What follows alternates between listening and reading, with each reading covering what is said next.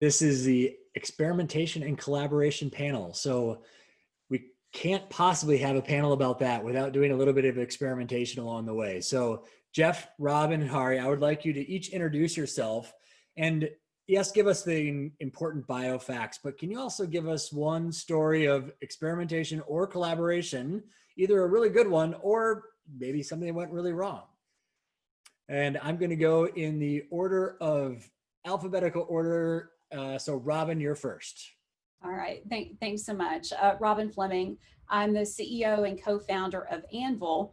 We're a company out of Indianapolis that was formed a couple of years ago. Essentially, we're a startup focused on frontline workers and providing solutions that help those workers with really kind of collaboration in the moment, moving solutions from digital to, or from paper to digital. So for me, really my whole career has been about experimentation and collaboration.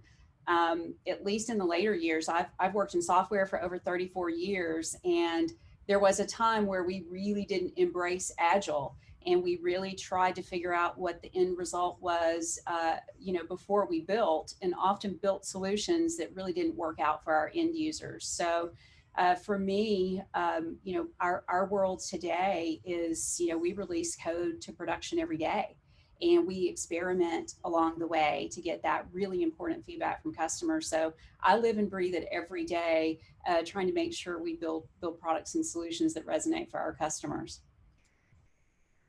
Thank you, Robin. Jeff. I'm Jeff DeGraff. I'm the co-founder of the Innovatorium Institute for Innovation, which is a collaborative open innovation network, which we developed with Hayworth 15 years ago. So we were kind of pioneers of the space.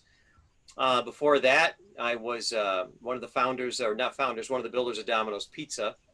And I've been a professor at the Ross School of Business for 31 years, I think. I've been in half the Fortune 500 companies at this point. I'm probably the old man here. It's a good story. Here's a good story. When I was at Domino's, we were trying to figure out how to build a distributed data processing system. And for the young people out there, there was no internet. This is a decade and a half before the internet. So I have a relationship with Steve Jobs when I'm really young, and we're trying to figure out how we're going to develop software to do this. And he's got this idea of creating value-added retailers and bringing in venture capitalists. So he brings in Tom Perkins, which we call Kleiner Perkins. He creates this thing called AppleNet, which we're all part of at the beginning. And Microsoft is producing 10 times more software than Apple is at the time. And if this sounds familiar, what's happening is people are able to develop software and get funding for the software. It's the grandfather of iTunes. AppleNet becomes something called Connect, and eventually becomes something called iTunes when it comes back. It was born out of necessity, not because everybody was such a great visionary, but because we couldn't figure out how to create enough software. Awesome. Thanks, Jeff. Hari? Hi, I'm Hari Kalma. I'm a professor and associate chair at Florida Atlantic University. I'm also a co-founder of a company called Videopura. It's a spin-off of my research here that looks at, we're developing, optimizing video streaming applications, basically. How do you reduce the size of video without losing quality? So in my career, some of the, I would say, most meaningful efforts from my side have come through this experimentation and collaboration type of thing. I do a lot of work in standards development, right? So it's an international standard development. That's a huge collaborative process that you work across teams and countries, right? That's very interesting process-wise and creative process of how put together these complex systems with so many ideas, right? That's I did quite a bit of interesting things there. I would say recently, right? So some of my interesting work has come through interdisciplinary collaborations, right? More recently, we've been looking at collaborations with faculty in psychology, right? And how to understand human visual perception and take that and try to identify engineering applications using those findings, basically. And that led collaborations into improving video compression. Now, off late, we are looking at, again, this with new collaboration with professors from School of Education, right? And how do you improve e-learning with, again, through eye movement analysis, these sort of applications. Awesome. Great to meet you, Hari. Thank you so much. Let's get started with a question for all three of you guys. And the intent behind these panels are to have rapid fire. So those of you watching, the intent is to keep these answers 30 seconds, a minute at max, so we can get much more questions and really get the insight from Jeff, Robin, and Hari. So what type of experiment fosters innovation? What type of experimentation fosters innovation? And let's go in the same order again. Why not? Robin? All right, very good. I think I would approach that answer really around, I'm going to go back to Agile. I think the type of experiment, lots of different types of experiments can foster innovation, but it's about how you approach it, in my opinion.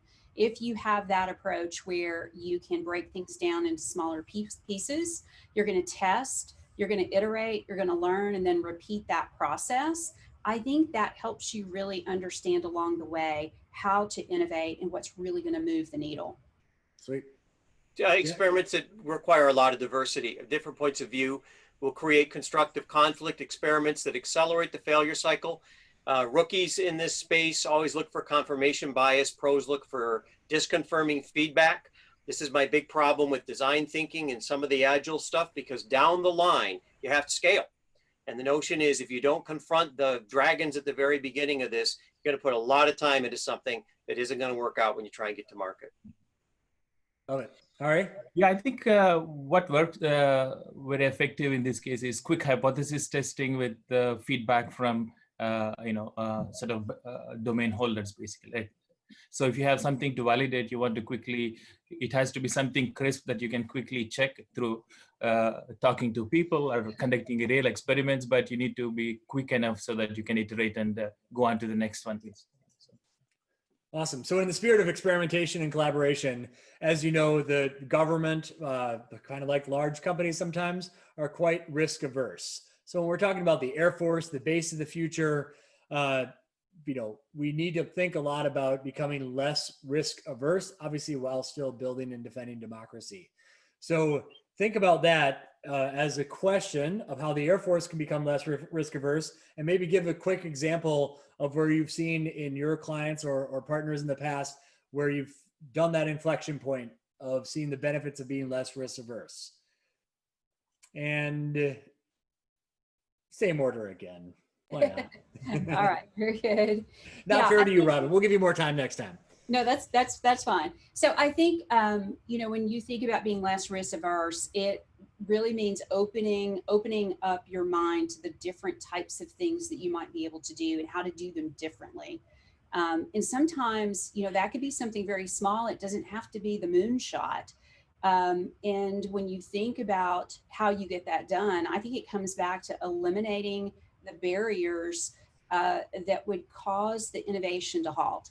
So the things that shut innovation down, which could be processes, not listening to the right people in the organization, or just things that, kind of confusing along the way. We have an example of that would be really a customer that we have who really had ignored an opportunity to innovate for a year, a very, very large Fortune 500 customer. And, by just taking the time to listen to really those frontline workers, we were able to really drive some pretty amazing change. And it wasn't done for a long time because there was a concern about, pushback from those frontline workers. But once it's been embraced and done, it's made a huge difference. Awesome.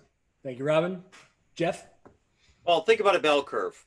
At the middle of the bell curve, nothing happens. Everybody's happy.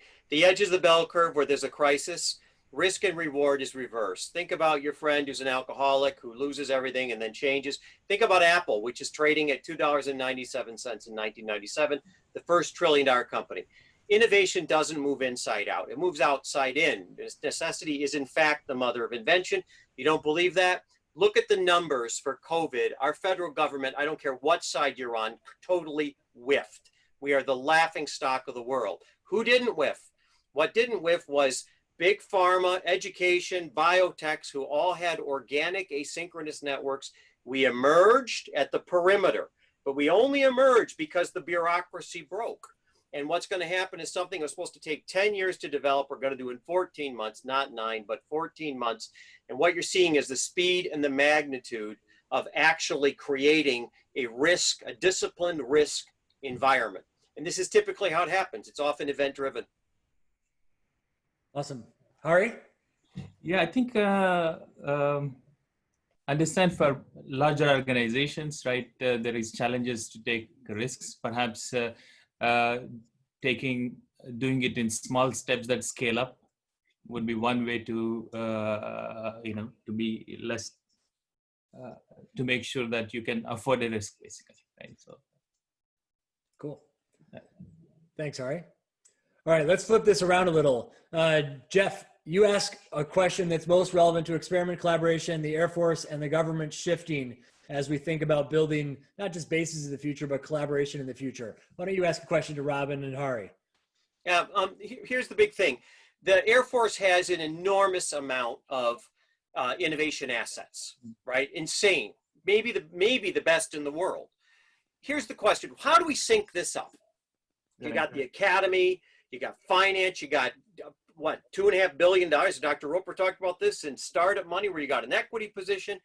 How do we take the assets we've got, sync them up, and get them in the hands of the right people so that we are the premier fighting force in the world? Robin, Hari? Easy question, no problem, right? Yeah, I wish I had, a real black and white answer to that. I think programs like AFWorks and in some of the other, programs across the military are a great start toward that, where we can actually connect together and start having those conversations. I will go back to, I think one of the ways to make this go faster is there's eliminating bureaucracy and making it crystal clear how we do connect and how we can get our message out to the right people. We've got to be able to do that fast. We need to be thinking about the collaboration as agile as we do about, experimentation and innovation as well. Awesome. Good answer. Hari? Hari? I think the challenge maybe is to getting a bit more people involved, people with a different mindset, different people to have a look at it.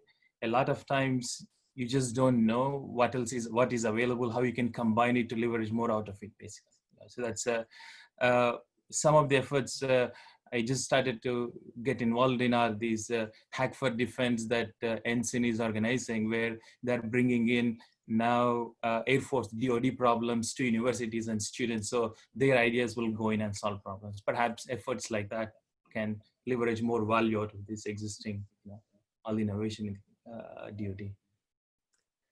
Jeff, those are good questions, but I think one from the audience that says, don't sync it up, the Air Force will ruin it. What do you think about that? Repeat the question again. I didn't catch the question. No, your question. They said, don't sync it up. The Air Force will ruin it. Yeah, here's the interesting issue. What happens if your dominant logic of an organization is bureaucratic? It's structure, and it should be in a large fighting force. This is not a criticism. When people make fun of the thermofrost layer in all the military, you're supposed to have one. You're a fighting force. You need to know where people are going to be and what they're going to do. But every organization has white hot nodes. They have connector people, impresarios. Here's the thing. What bureaucratic organizations need to do is they need to stop thinking about how, and they need to start thinking about who. It's not a how question. What they'll do is they'll build another bureaucracy on a current bureaucracy. Step one, identify who those people are who are exhibiting self-authorizing behavior, making things happen. So even though we're syncing it up, it doesn't mean that everyone is conforming to the middle of the bell curve. It means like in a baseball team or in an orchestra, we all have different roles. But the key to all of this, and this is key, is diversity of thought and action. You cannot have the exact same type of people doing everything. You have to change the gene pool. Simply look at the 21 places in this country that produce almost all the intellectual property. I live in this tiny town of Ann Arbor, Michigan. Look it up. We have more venture capital per person than any city in the country. The only thing that makes us different, drive 20 miles in any direction, and the whole thing looks different. Good ad for Ann Arbor. As And we the other move 20 on to the places. next question, Robin, I'll ask you to ask a question that's going to help the Air Force and experiment and collaboration. But the audience here, we've got quite a few people watching. Please put into a question. You can put it privately to me if you don't want to be acknowledged, or you can put it to all the panelists, and we can take and pick. So yes, please submit your questions so that we can get the audience involved a little bit too. Robin, what question do we need to think about in experiment and collaboration that you can get the minds of Hari and Jeff to give answers to? And you can give an answer to your own question too. Sure. Well, so one of the things that I think is extraordinarily important to collaboration and experimentation and innovation is identifying the true changes that will make a difference. So question to you guys is, how do you identify opportunities for innovation that will truly make a difference? Yeah, let me tackle that. First of all, Robin, that's a great question. And I want to tell you about a study. There's a study done in 2007 where they look at university professors and they talk to CEOs of big companies. And they ask university professors, what is the #1 skill somebody needs to have? And university professors say creative problem solving. And what the executive said was getting the problem right. So Robin is right on this. I don't think there's an easy answer to that. I think the answer to that is you have to take a multi-perspective view of a problem. And I can tell you in the first part, out of all the companies I've been in, there's only one time that we've ever really had a shared vision on the problem, and that was Reuters, which was going bankrupt, right? The only time ever. So you have to spend a lot of time and you have to shake the box really hard at the beginning to find out what the real issue is. And once you find that, then the rest of it's a lot easier. But Robin, you're bang on that, and there's no shortcut. It takes time. It's hard to do. You can make fun of McKinsey or Bain, whoever. This is kind of what they do for a living, but that's the key. You have to multi-perspective, and you have to grind. You just have to grind. Thanks, Jeff. Hari? Robin, can you say again? What was the question? So ultimately is, how do you identify opportunities for innovation that will truly make a difference? Right. I think that's the, he is having some way of communicating challenges, right? That way you have a diversity of thought that you bring in, basically. So we also, in our experience, we found when we bring in people with different perspectives, right, you essentially create a new way of thinking, new way of solutions. In our case, what we found is, I see firsthand, we do the senior design courses, right, in our computer science, computer engineering, electrical engineering. A few years ago, we decided to combine all of them into a single section, right? So that was a big change for us in terms of integrating the curriculum, and we immediately saw the quality and nature of projects, ideas, even though they're related fields, but still even bringing that in also helped quite a bit, basically. So That's great. Great. So Brandon, can I answer my own question? In 30 seconds, absolutely. So I think, just in my experience, I think there's kind of a couple of ways I would bucket this when you think about what makes a real difference. And it's, sometimes there's a real black and white pain point. There's a major event, something like a catastrophe, just an ongoing issue that's costing money, time, increasing cost. Those, I think, are sometimes more easy to identify. And a lot of times we gravitate toward those versus the ones that might be viewed as, well, that's kind of an incremental improvement. Maybe it's going to be productivity and efficiency, but we don't often focus there. So I think that is an area that is often overlooked. I think a lot of times it has to do with people, and I'm super passionate about, making people productive and efficient, but that isn't always the most shiny and exciting, innovative thing that you might tackle. Excellent. All right, we're running out of time quick, so we'll take the one question from the audience, a little bit of a tricky question. So, do you think the SBIR program limits the success potential by forcing companies to find a customer within the Air Force? So just to give some context, SBIR is, Jeff, what you referred to, the $2 billion that Dr. Roper is, congressional given money for small business innovation and research, where it's effectively free money if you can find an Air Force customer where that customer internally doesn't have to pay. Congress pays the company to deliver to prove that it could be something for the Air Force. So do you think programs like that, which don't necessarily exist a lot in the commercial area, are good for it and are an open demonstration for wider acceptance? I'd like to tackle that. I think the answer is yes, they're good, with a big caveat. I come back to the bigger issue about synchronization. You have to have a line of sight. And if nobody has a line of sight, it's not of any value. I can tell you the university, I teach at the second largest research university on the planet, right? Huge amount of research money. The issue is line of sight. Even on my own campus, seeing what's going on in engine, and I teach in that program. And seeing what's going on in med is very, very hard. So you have to say, if this is going to work, what needs to greatly improve in the Air Force, and greatly is the key word, line of sight. Thank you. Robin, Hari, you guys want to tackle that one too before we wrap up? I'll jump in. So I think I would kind of violently agree with kind of the question that, you know, it's challenging to find that reference customer. I'll kind of go back to if there were a better way to match make and help find, you know, the customer. You know, it's hard for those of us who've been on the commercial side to figure out who would benefit best and how do we do that matchmaking. So I would love to see a process that much improves that. And as a member of the AFWERX team, we are working day in and out on that. We've got a few things I think we'll be presenting soon. And Robin and Jeff, I'm going to call you guys to get your feedback on what we're going to attempt. Absolutely. Hari, any answer to that? Yeah. So, in my experience, right? So I agree. If you just write out of your phase one type of a thing, if you ask for a for customer, people who don't have that network, it's really hard. So recently we are trying to do direct to phase two, and we are stuck at trying to make a contact inside, and we couldn't. If you're going through phase one, it makes sense. You already have a contact. Maybe for phase two, you ask for a customer. You know, so I think it's important to at least require that, because that keeps you your focus. Basically, what you're trying to deliver is relevant to what you need, rather than let it. All right, 2 minutes left. Each of you guys gets, what is that, 45 seconds? Closing comments, statements, thoughts, anything on experimentation and collaboration for a better Air Force, democracy, etc. We'll go reverse order this time. So Hari, you're first. All right. I think finding ways to bring in diversity of ideas is critical.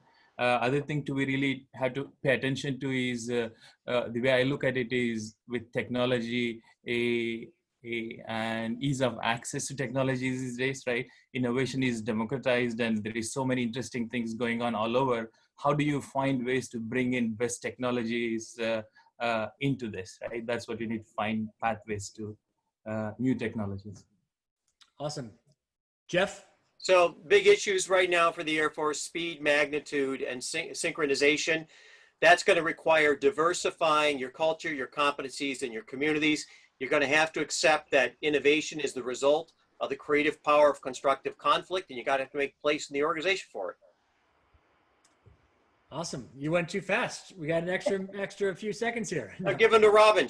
Let her say. Oh, Robin, sorry. Yes, of course. All right. So I think one thing we haven't touched on is just, you know, making sure that when you think about experimentation and collaboration, you really define who the stakeholders are, and don't just think about the leaders or the people writing the check, so to speak.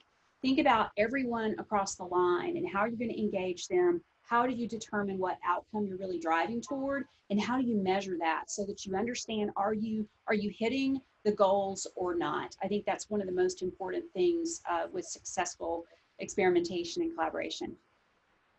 Excellent. Hey, three of you, Jeff, Robin, Hari, pleasure. Thank you for those fast answers. I hope the audience got a lot out of it. Do want to remind you that the show continues at AFWERXfusion.com. Head over there, enjoy the rest of the show. There's more workshops, panels, lots of stuff coming up. So look forward to seeing you later on in the session. And thanks again to our three panelists. I wish there was some sort of applause thing that Zoom had that everybody could cheer for you guys, but maybe in the next version. But have a great day. Thanks, everyone. Thanks all. Thank you. Thank you. Bye-bye.